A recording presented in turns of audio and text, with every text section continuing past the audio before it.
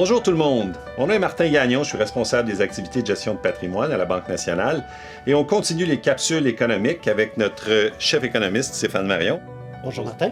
Commençons d'entrée de jeu avec quelque chose de très d'actualité, le prix du baril de pétrole qui était négatif il y a quelques jours. Qu'est-ce qui se passe de ce côté-là, Stéphane?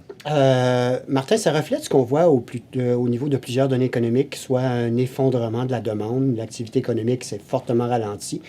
Et comme tu peux le constater, on a détruit en l'espace de quelques semaines 10 ans de croissance de consommation de pétrole. Donc ça, c'est du jamais vu.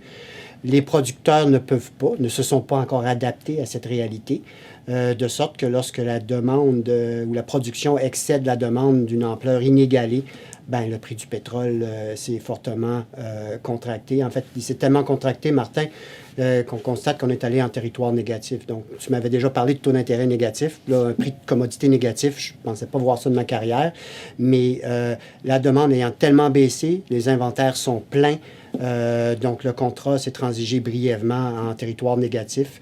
La bonne nouvelle, c'est que l'on constate que pour les prochaines semaines, les prochains mois, il semble y avoir les marchés qui disent, bon, si la demande commence à se replacer avec l'économie qui réouvre, ben, le prix des commodités devrait retourner en territoire positif.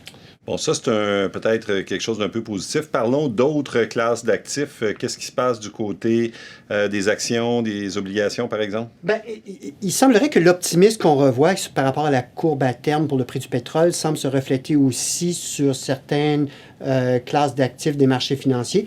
La bourse demeure quand même à plus de 20% au-dessus de son creux du mois de mars. Donc, il n'y a pas juste le pétrole, Martin, qui semble entrevoir une reprise de l'activité économique.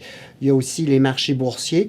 Puis, tu sais, on en a souvent parlé aussi, c'est que ce qui est spectaculaire, c'est qu'au niveau des obligations corporatives avec les banques centrales maintenant qui en achètent, c'est que malgré les déboires du prix du pétrole, les écarts de taux corporatifs se sont quand même rétrécis au cours des derniers jours, ce qu'on pensait peut-être pas voir dans le secteur énergétique avec le prix du pétrole négatif. Mais encore une fois, je pense que ce sont les actions des banques centrales.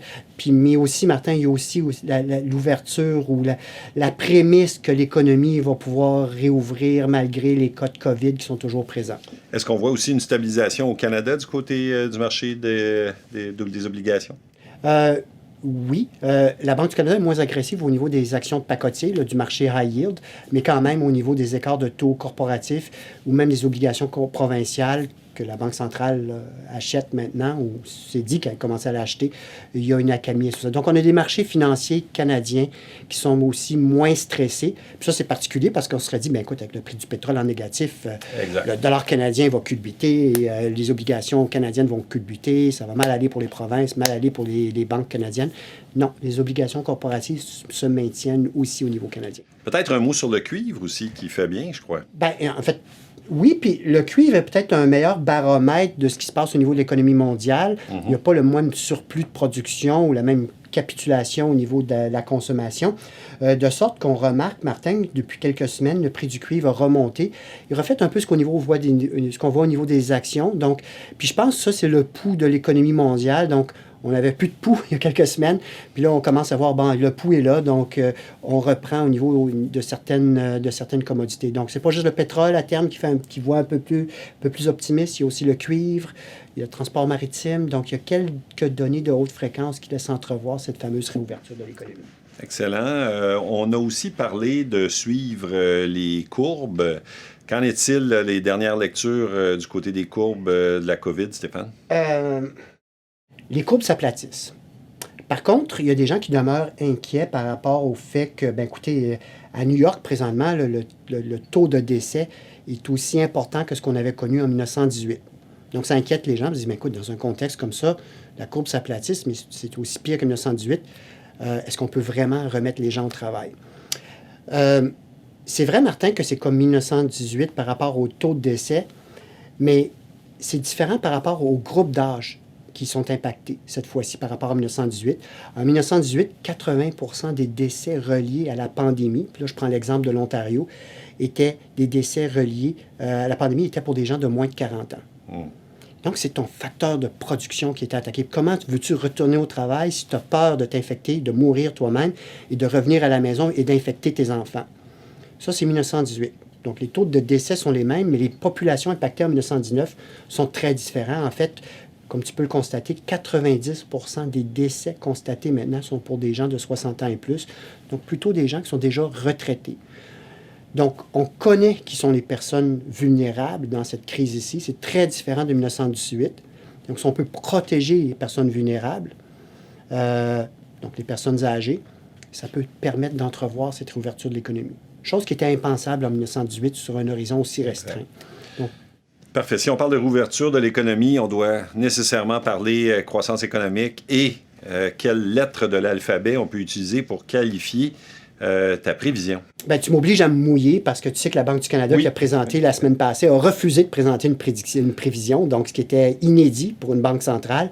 Donc, si tu m'obliges à me mouiller, ben, je vais te présenter ce que la Banque centrale a fait la semaine passée. On dit, regarde, un scénario optimiste, un scénario pessimiste, on ne sait pas où on niche. Nous, on est dans le milieu. Ben, puis, sais-tu quoi? C'est un addon. Parce que ça, c'était déjà en place avant que la Banque du Canada présente ses propres choses. Okay. Donc, ce que ça veut dire, Martin, c'est qu'à court terme, il y a une espèce de V. Mais après ça, ça peut devenir un peu plus complexe parce que je ne sais pas jusqu'à quel point les entreprises vont vouloir réintégrer rapidement leurs travailleurs. Puis ça, il n'y a pas d'évidence historique par rapport à tout ça. Donc, il va falloir composer avec. Puis n'oublie pas que contrairement à 1918-1919, le filet de sécurité sociale est beaucoup plus généreux cette fois-ci. Donc, peut-être que les entreprises vont le faire. C'est la grande incertitude. Mais pour l'instant, nous, on mise sur un rebond au troisième trimestre, puis l'incertitude sera plutôt pour les trimestres subséquents, donc quatrième trimestre et l'année 2021. Donc, on reste dans le V, mais écrasé. Et puis, qu'en est-il là, des taux de chômage? Bien, donc, parce que tu sais comme moi, l'activité économique peut revenir rapidement, mais est-ce que ça s'accompagne d'un rappel de tous les travailleurs qui avaient été mis au rencard pour les dernières semaines? Et ça, je dois y aller avec 3 scénarios. Donc, j'ai 3 scénarios, dont un scénario de base. Donc, c'est le scénario de base de mon équipe, pas seulement des miens. Donc, comme équipe, nous misons sur une reprise, un taux de chômage qui va augmenter rapidement au mois d'avril à des niveaux inégalés. Par contre, ça revient. Mais pour refléter notre incertitude, comme on le voit pour la production, Martin, c'est une grande inquiétude, ou en fait un grand questionnement, plutôt qu'une inquiétude pour l'instant, à quelle vitesse les entreprises rappelleront leurs gens.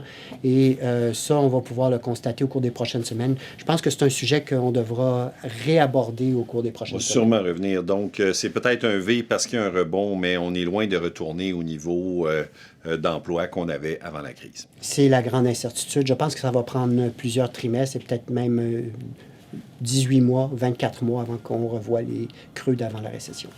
Excellent. Alors, on garde ça toujours le plus court possible. Merci tout le monde. Et puis, on peut peut-être terminer en disant, ça risque de bien aller. Ça risque de mieux aller, absolument. Merci tout le monde. À bientôt.